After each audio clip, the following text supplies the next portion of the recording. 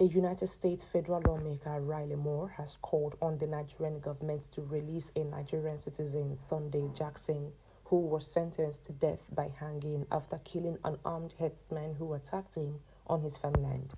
Speaking during an interview on Fox News, Riley Moore revealed that recent discussions between the U.S. government and a Nigerian delegation led by the National Security Advisor, Nuhu Ribadu, were productive, adding that the issue of insecurity in Nigeria's Middle Belt featured prominently.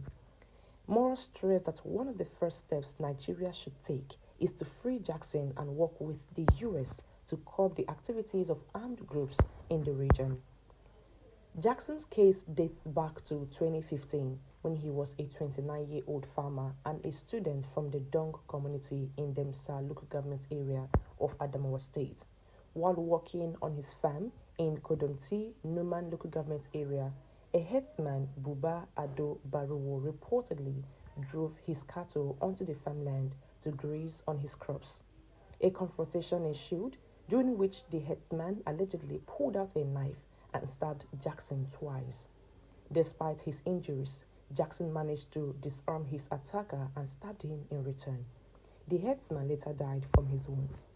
Jackson was arrested and charged with culpable homicide, an offense that carries the death penalty under Section 211 of the Northern Nigeria Penal Code.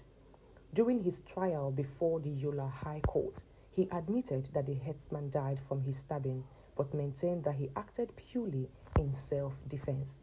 However, in February 2021, the trial judge Fatima Ahmed Tafida ruled that Jackson's confession was sufficient grounds for conviction and sentenced him to death by hanging, saying he could have fled instead of retaliating.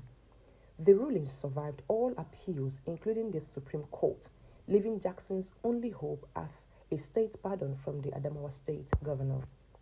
This sentence has sparked criticism from legal practitioners and human rights advocates who argue that punishing a man for defending himself sets a dangerous precedent.